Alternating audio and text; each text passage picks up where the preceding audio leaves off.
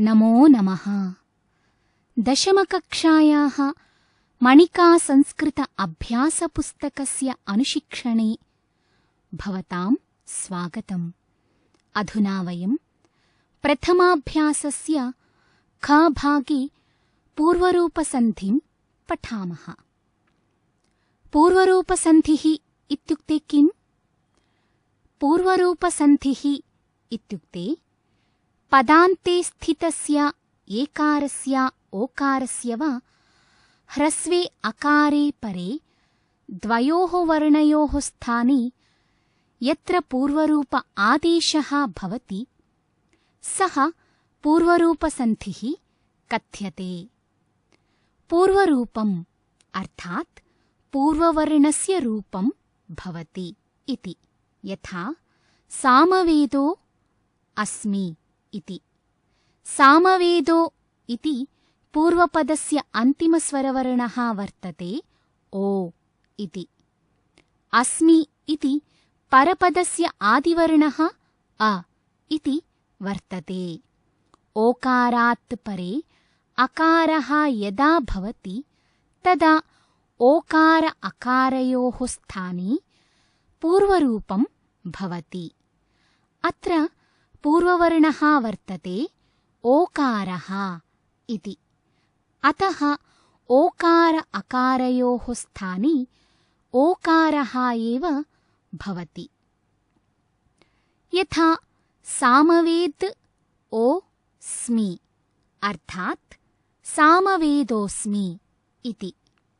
सामवेदोऽस्मि इति पदे इति चिह्नं दृश्यते खलु? इदं चिह्नं अकारस्य लोपं सूचयति। अतः इदं चिह्नं अकारस्य स्थाने लेखनीयम्। अधुना विस्तृतरूपेण पूर्वरूपसन्धिं पठामः। अधोदत्तान् पद्यांशान् पठामः। कीटोऽपि सुमनः संगादारोहति सतां शिरः। जगद्दिताय जायन्ते मानवाः केऽपि भूतले। अत्र कीटोऽपि केऽपि इति पदद्वये पूर्वरूपसन्धिः विद्यते। पूर्वरूपसन्धिः कदा भवति? यदा पूर्वपदस्य अन्तिमस्वरः एकारः ओकारः वा स्यात्, अपि च उत्तरपदस्य आदिस्वरः अकारः भवेत्, तदा पूर्वरूपसन्धिः भवति। अर्थात् यदि पदान्ते ए ओ वर्णौ वा भवतः ताभ्यां परतः ह्रस्वः अकारः स्यात्। यथा के अपि, कीटो अपि। अत्र प्रथमे उदाहरणे पूर्वपदस्य अन्तिमस्वरः ए इति अस्ति। उत्तरपदस्य आदिस्वरः अ इति अस्ति। द्वितीये उदाहरणे पूर्वपदस्य अन्तिमस्वरः ओ इति अस्ति। उत्तरपदस्य आदिस्वरः अ इति अस्ति। तदा अ इति वर्णस्य लोपः भवति। अर्थात् अ इति वर्णः न दृश्यते, अस्य लोपः भवति। यथा केऽपि, कीटोऽपि इति। अत्र अकारः न दृश्यते। तथा च अस्य स्थाने इति चिह्नं स्थाप्यते। यथा केऽपि, कीटोऽपि इति। अस्याः प्रक्रियायाः नाम एव पूर्वरूपसन्धिः अस्ति। अतः सूत्ररूपेण एवं वक्तुं शक्यते। पदान्ते ए अथवा ओ वर्णौ वा भवतः एतयोः वर्णयोः परे अकारः भवति चेत् एकार ओकारयोः स्थाने एकारः ओकार अकारयोः स्थाने ओकारः भवति। वयं पठितवन्तः यत् पूर्वरूपसन्धिं दर्शयितुम् इति अवग्रहस्य चिह्नं योज्यते। ध्यानेन पश्यता अन्यानि उदाहरणानि पश्यामः। वने अस्मिन्, अत्र पूर्वपदम् अस्ति वने इति। अस्य अन्तिमस्वरः एकारः वर्तते। अस्मिन् इति उत्तरपदम् अस्ति। अस्य पदस्य आदौ अकारः वर्तते। अतः पूर्वपरयोः स्थाने पूर्वरूप एकादेशः भवति। अर्थात् एकार अकारयोः स्थाने ए इति एव भवति। यथा वन ए स्मिन् अर्थात् वने स्मिन् इति अकारस्य लोपः कृतः अस्ति।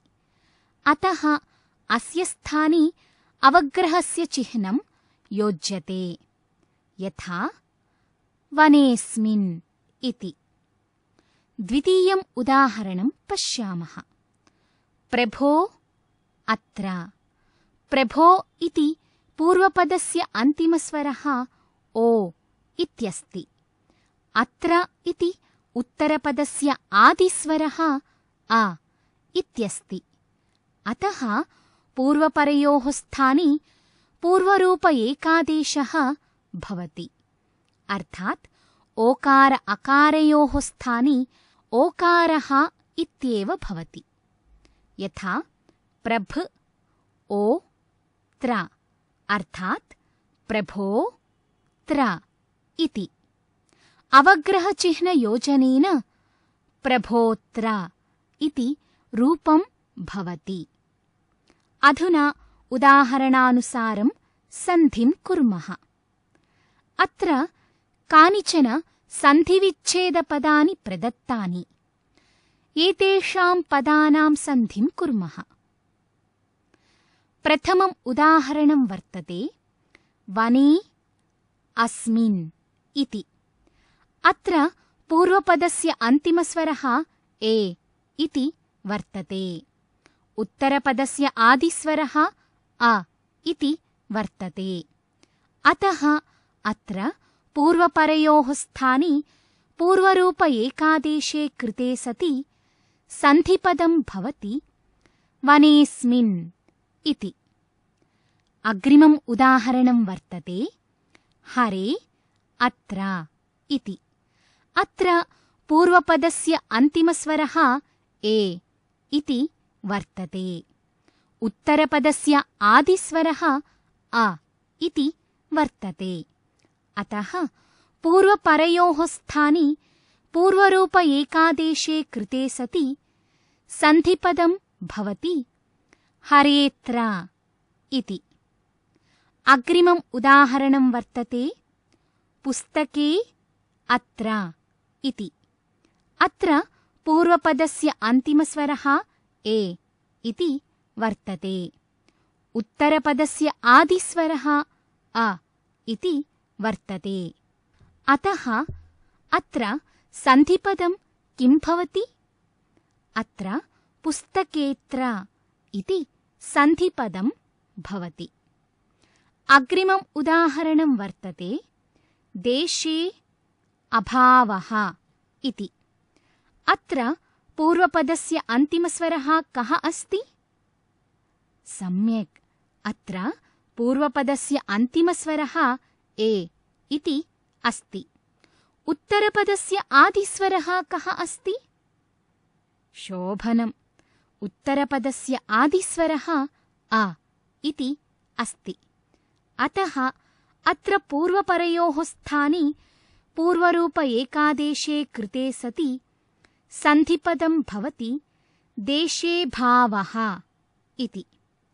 अग्रिमम् उदाहरणं वर्तते विष्णो अत्र इति। अत्र पूर्वपदस्य अन्तिमस्वरः कः? सम्यक्, अत्र पूर्वपदस्य अन्तिमस्वरः ओ इति। उत्तरपदस्य आदिस्वरः कः? शोभनम्, उत्तरपदस्य आदिस्वरः अ इति अस्ति। अतः अत्र पूर्वपरयोः स्थाने पूर्वरूप एकादेशे कृते सति सन्धिपदं भवति विष्णोत्र इति। अग्रिमम् उदाहरणं वर्तते विभो अस्मान् इति। अत्र पूर्वपदस्य अन्तिमस्वरः ओ इति वर्तते।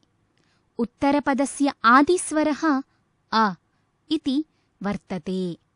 अतः विभो अस्मान् इत्यनयोः सन्धिपदं किम्? आम्, उत्तमम्। विभो अस्मान् इत्यनयोः सन्धिपदं विभोस्मान् इति भवति। अग्रिमम् उदाहरणं वर्तते सेवते अधुना इति। अत्र पूर्वपदस्य अन्तिमस्वरः ए इति।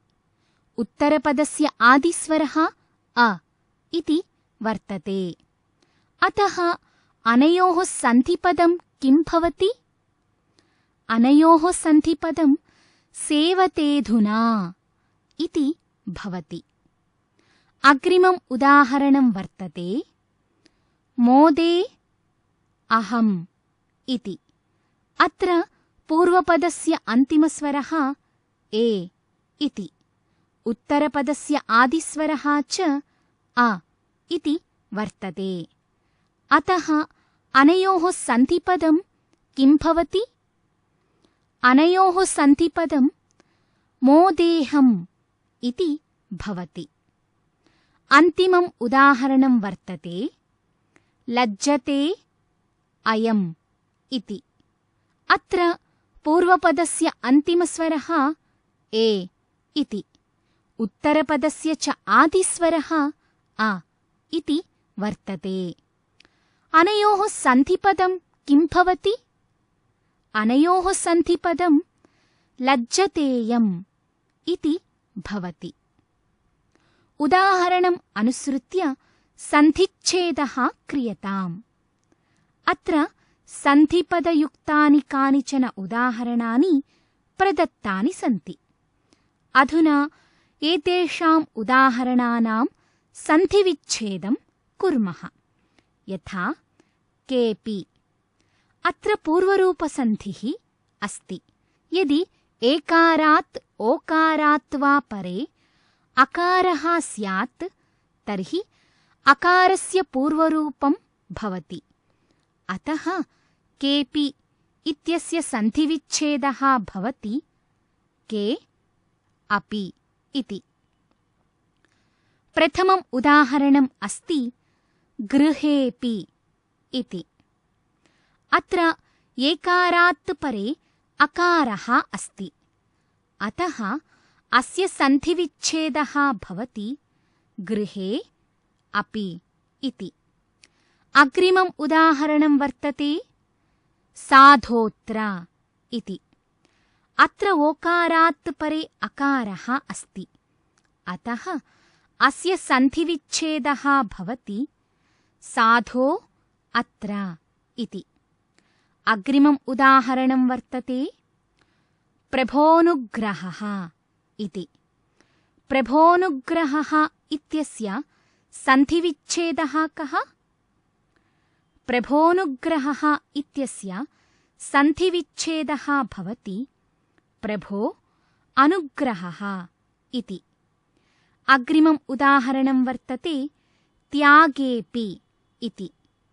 अस्य सन्धिविच्छेदः कः? अस्य सन्धिविच्छेदः त्यागे अपि इति। अग्रिमम् उदाहरणं वर्तते परिणामे मृतम् इति। अस्य सन्धिविच्छेदः कः? अस्य सन्धिविच्छेदः परिणामे अमृतम् इति। अन्तिमम् उदाहरणं वर्तते सर्वेऽस्मिन् इति। अस्य सन्धिविच्छेदः कः?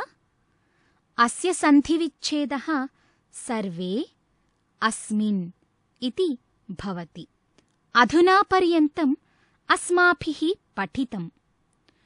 पूर्वरूपसन्धिः स्वरवर्णयोः भवति। यदि एकारात् ओकारात् वा परे अकारः भवति तर्हि अकारस्य पूर्वरूपं भवति। यथा केऽपि पाठकोऽहम् इति। इति चिह्नम् अवग्रहस्य वर्तते। अनेन सह पूर्वरूपसन्धिः इति विषयः समाप्तः भवति। अग्रिमे पाठे पुनः मिलामः। धन्यवादः।